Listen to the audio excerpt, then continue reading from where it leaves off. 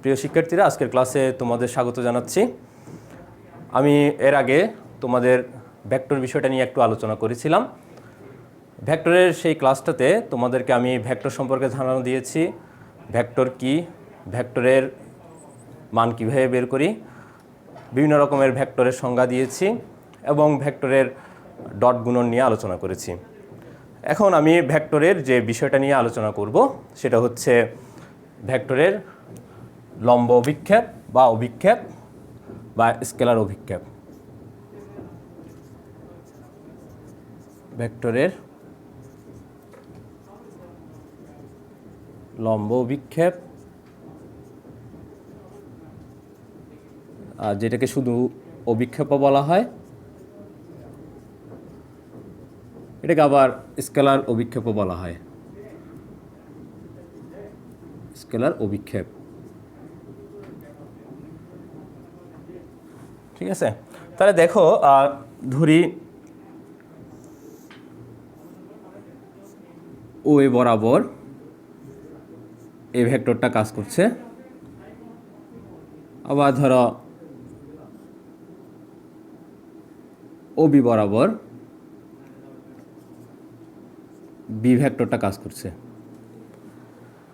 তো এখন আমি যদি বি থেকে ও এর উপরে একটা লম্ব আঁকি, ধরো বি থেকে ও এর উপরে বিসি লম্ব আঁকলাম, তাহলে ওসি হচ্ছে এই ভেক্টরের উপরে বি ভেক্টরের অভিক্ষেপ। তাহলে আমি এখানে কি লিখলাম, আমি যে ও এ মানে হচ্ছে আমাদের এ ভেক্টর, ও বি মানে হচ্ছে বি ভেক্টর। তাহলে ও এ বরাবর বা ও এর উপর বা এ ভেক্টরের উপর বি ভেক্টরের অভিক্ষেপ হচ্ছে ওসি। মানে বি থেকে যখন আমরা ও এর উপরে যেটা লম্ব আঁকবো সেই ওসিটা হচ্ছে আমাদের এর ওপর বি এর অভিক্ষেপ। তাহলে এখন তুমি দেখো, এটা যদি আমাদের ও এ এবং ও বি এর মধ্যবর্তী কোণ যদি থিটা হয়, তাহলে আমরা ত্রিভুজ ও বি সি থেকে কি পাচ্ছি? কস থিটা সমান পাচ্ছি OC divided by O B. তাহলে আমরা এখানে লিখতে পারি যে OC divided by O B মানে হচ্ছে আমাদের বি, সুতরাং ওসি সমান হচ্ছে বি কস থিটা। তাহলে এ ভেক্টরের উপরে এ ভেক্টরের উপর বি ভেক্টরের অভিক্ষেপ হচ্ছে বি কস থিটা। তো অনুরূপভাবে এখন ধরো বি ভেক্টরের উপরে এ ভেক্টরের আমি অভিক্ষেপ পেতে চাচ্ছি, তাহলে এ থেকে যদি আমি একটা লম্ব আঁকি, ও বি এর উপরে একটা ধরো লম্ব আঁকলাম, ধরো এটা হচ্ছে এডি আমি লম্ব আঁকলাম, তাহলে বি এর উপরে বি ভেক্টরের উপরে এ ভেক্টরের অভিক্ষেপ সমান হবে ওডি, এবং সেই ওডি সমান হবে এ কস থিটা। তাহলে আবার খেয়াল করে দেখো, দুইটা ভেক্টর, একটা হচ্ছে এ ভেক্টর আর একটা হচ্ছে বি ভেক্টর। এ ভেক্টরের উপরে বি ভেক্টরের অভিক্ষেপ সমান হচ্ছে বি কস থিটা, মানে শেষে যেটা থাকবে তার কস থিটাটা হবে সেম বি ভেক্টরের উপর এ ভেক্টরের অভিক্ষেপ, তাহলে শেষে আছে কি এ ভেক্টর, তাহলে হবে এ কস থিটা। এভাবে আমরা মনে রাখতে পারি, মানে শেষে যেটা থাকবে তার কস থিটা। এটা হচ্ছে একটা ভেক্টরের উপরে আরেকটা ভেক্টরের অভিক্ষেপ। এখন আমরা অভিক্ষেপ বের করার একটা ম্যাথ দেখব।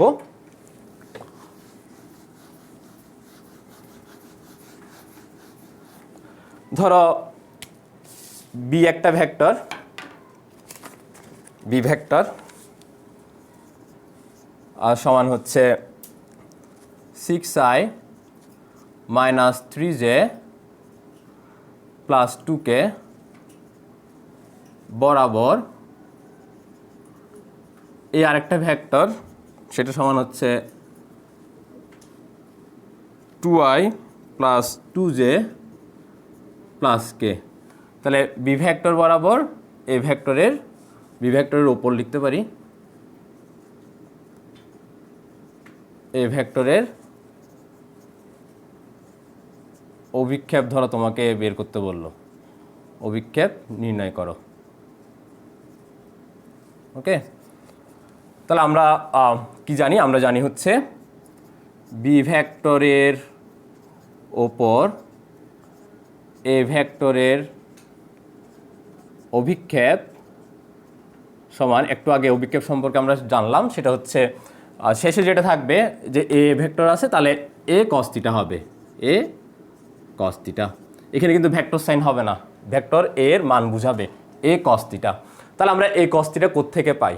আমরা জানি আমরা যখন ডট গুণন শিখেছি বা স্কেলার গুণন, সেখান থেকে জেনেছি আমরা এ ডট বি সমান হচ্ছে এ বি কস থিটা।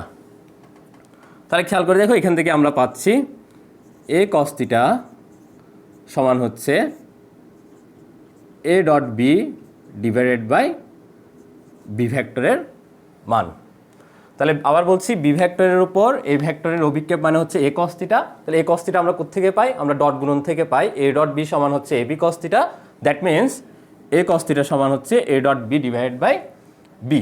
তাহলে আমরা জানি যে এ ডট বি কীভাবে বের করতে হয়। এ ডট বি মানে হচ্ছে এখানে এ vector 2i plus 2j plus কে dot 6i minus 3j plus 2k।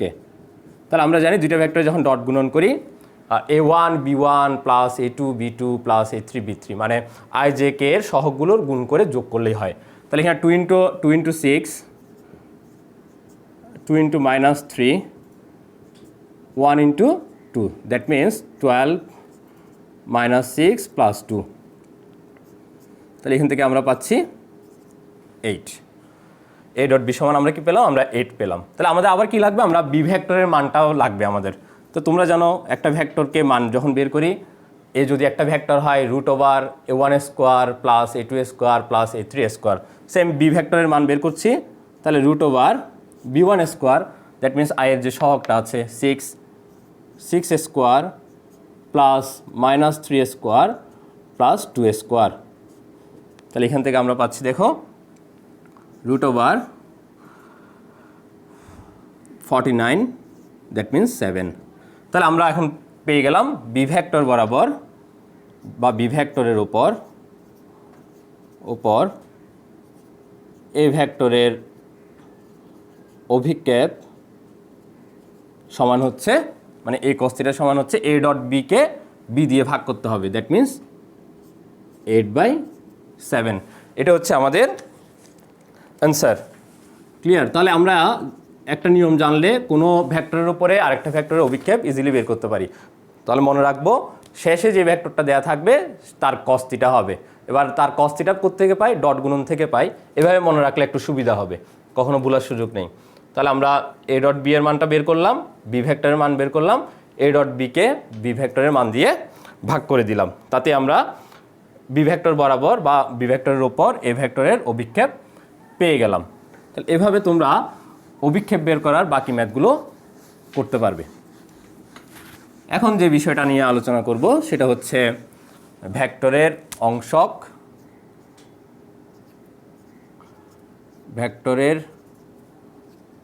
অংশক, যেটাকে বলে উপাংশ অথবা ভেক্টর অভিক্ষেপও বলা হয়ে থাকে। ভেক্টর অভিক্ষেপ, আগেরটা ছিল স্কেলার অভিক্ষেপ, এটা হচ্ছে ভেক্টর অভিক্ষেপ। তাহলে তিনোটা কিন্তু একই কথা, মনে রাখতে হবে। ভেক্টরের অংশক যে কথা, উপাংশ সেম কথা, ভেক্টর অভিক্ষেপও একই কথা। এখন আমরা দুইটা ফর্মুলা জানবো, সেটা হচ্ছে ধরো এ ভেক্টর বরাবর বি ভেক্টরের উপাংশ বা অংশক সমান হচ্ছে এ ভেক্টর এর উপর বি ভেক্টরের অভিক্ষেপ ইন্টু এ ভেক্টরের একক ভেক্টর, এ ভেক্টরের একক ভেক্টর। ওকে, তাহলে আবার বলছি, খেয়াল করো, এ ভেক্টর বরাবর বি ভেক্টরের উপাংশ সেটা সমান হবে এ ভেক্টর বরাবর বা এ ভেক্টরের উপর বি ভেক্টরের অভিক্ষেপ তার সাথে প্রথমে যে ভেক্টরটা ছিল এ ভেক্টর তার একক ভেক্টর গুণ করতে হবে। তাহলে তোমরা জানো যে এ ভেক্টরের উপর বি ভেক্টরের অভিক্ষেপ মানে কি, বি কস থিটা। তাহলে বি কস থিটার সাথে আমার কি গুণ করতে হবে, এ ভেক্টরের একক ভেক্টর গুণ করতে হবে। তাহলে অনুরূপভাবে বি ভেক্টর বরাবর এ ভেক্টরের উপাংশ যদি আমি বের করতে চাই তাহলে সেটা কি হবে, সেটা হবে বি ভেক্টরের উপর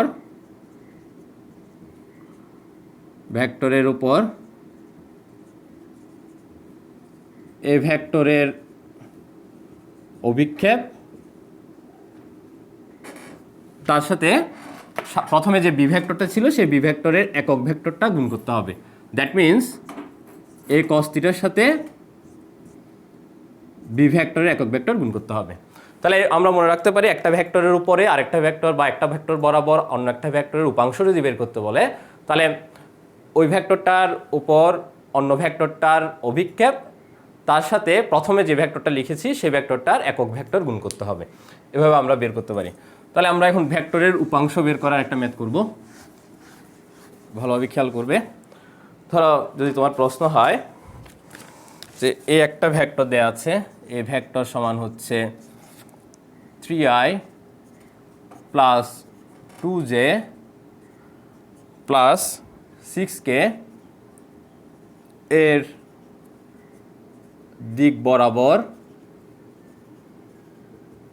বরাবর বি ভেক্টর মানে i মাইনাস 4j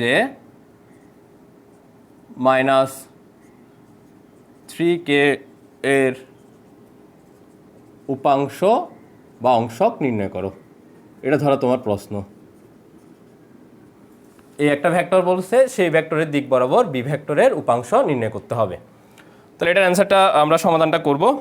আমরা জানি যে এই ভেক্টরের দিক বরাবর বি ভেক্টরের উপাংশ সমান এ ভেক্টরের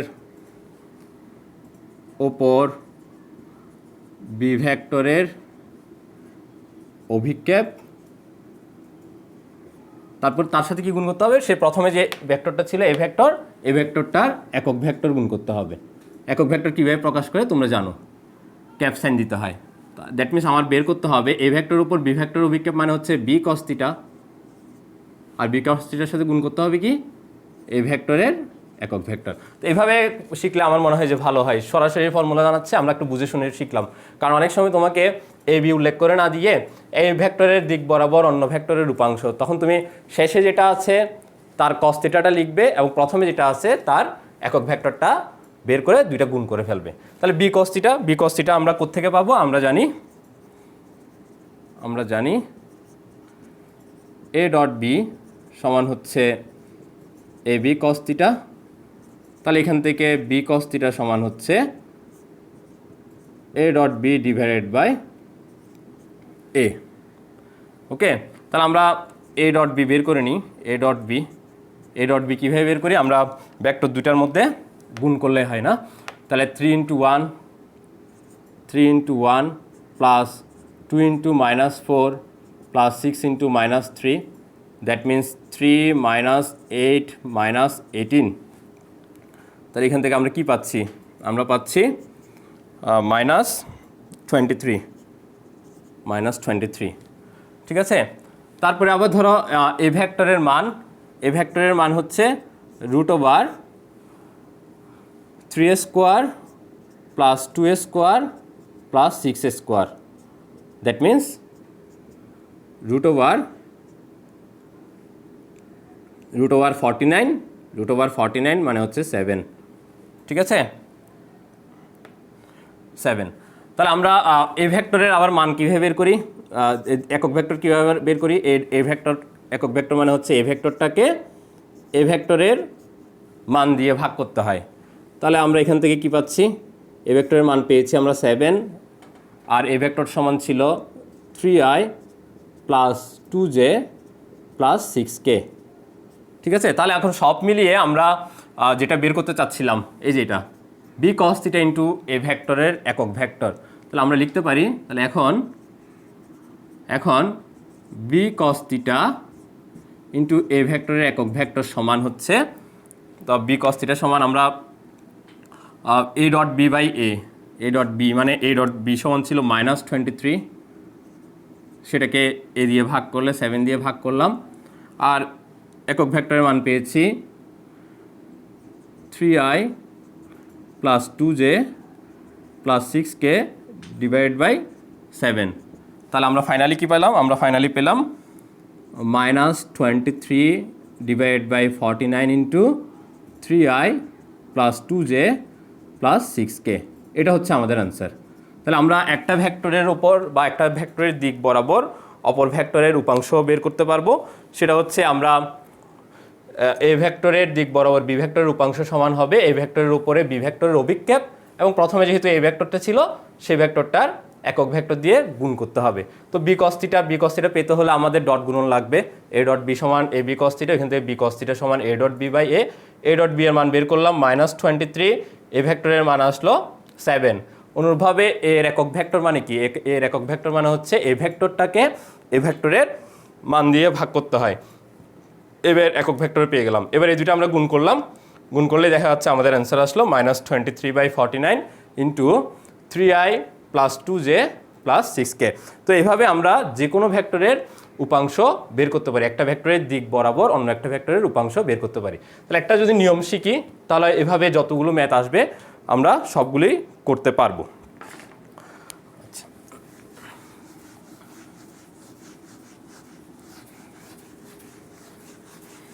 এবার দেখো দুইটা ভেক্টর কখন লম্ব হয়। দুইটা ভেক্টর লম্ব হয়, দুইটা ভেক্টর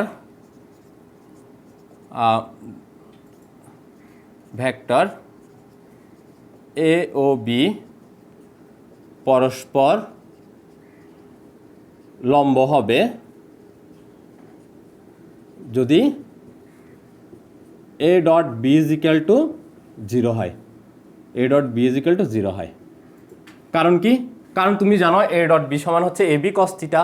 তাহলে লম্ব হওয়া মানে কি? থিটা মানে হচ্ছে 90 ডিগ্রি, কস 90 ডিগ্রির মান হচ্ছে 0, তাহলে এ ডট বি সমান 0 হবে। এখন তোমাকে ধরো বিভিন্ন সময় এমসিকিউতেও দিতে পারে বা সিকিউ এর একটা ক নাম্বারেও দিতে পারে, যে যেমন ধরো এই ধরনের একটা যদি ম্যাথ দেয়, আর এর মান কত হলে এ সমান 2i minus 3j plus rk এবং বি ভেক্টর সমান হচ্ছে -i plus 2j minus 3k পরস্পর লম্ব হবে। ঠিক আছে, তাহলে আমরা কি জানি? আমরা জানি এ ও বি পরস্পর লম্ব হলে এ ডট বি সমান হচ্ছে 0। তো তুমি এ ডট বি এর মান তো বের করতে জানো। এ ডট বি মানে হচ্ছে এ এবং বি এর আই জে কে এর সহগগুলোর গুণ করে যোগ করতে হবে। তাহলে 2 into -1 plus -3 into 2 plus R into -3 is equal to 0। তো এখান থেকে কী পাচ্ছি দেখো, -2 -6 -3r ইজ ইকুয়াল টু 0 বা -3r ইজ ইকুয়াল টু 8। সুতরাং আর সমান হচ্ছে -8/3। তাহলে আমরা দুইটা ভেক্টরের যদি কখনো বলে যে আর এর মান কত হলে ভেক্টর দ্বয় পরস্পর লম্ব হবে, এই ধরনের যদি কখনো প্রবলেম আসে, সেক্ষেত্রে আমরা কি করব? আমরা জানি দুইটা ভেক্টর পরস্পর লম্ব হলে A dot B is equal to 0 হয়। এবার দুইটা ডট গুণন সমান 0 লিখে, বা দুইটা ডট গুণন যদি 0 হয় তখন ভেক্টর দ্বয় পরস্পর লম্ব হয় হবে কিনা যাচাই করতে যাই, তখন আমরা ডট গুণন করে 0 যদি পাই বলবো যে ভেক্টর দুইটা পরস্পর লম্ব। আবার কখনো যে বলে যে এখানে একটা ধরো আননোন টার্ম দিল, আর দিল বা এ দিল, এটার মান বের করতে বলে, তখন a ডট বি সমান 0 লিখে ডট গুণনটা লিখবো এবং এখান থেকে আমরা আর এর বা এ এর মানটা বের করব। তাহলে আমরা আজকে ক্লাসে কি কি শিখলাম? আজকে ক্লাসে আমরা শিখলাম একটা ভেক্টরের উপরে আরেকটা ভেক্টরের অভিক্ষেপ বলতে কি বোঝায় এবং কিভাবে আমরা সেটা বের করতে পারি। আবার ধরো একটা ভেক্টরের বরাবর অন্য একটা ভেক্টরের উপাংশ কিভাবে বের করতে হয়, আর দুইটা ভেক্টর কিভাবে পরস্পর লম্ব হয় সেটা আমরা বের করতে জানি। তাহলে নিয়মটা যদি আমাদের জানা থাকে আমরা এই ধরনের যে কোনো ম্যাথ সহজেই করতে পারবো। আশা করি তোমরা ক্লাসটা বুঝতে পেরেছো এবং বইয়ে এই টাইপের যে ম্যাথগুলো আছে তোমরা সেগুলো করে নিবে। তাহলে আজকে ক্লাসটা এই পর্যন্ত থাকলো, সবাই ভালো থাকবে। Thank you.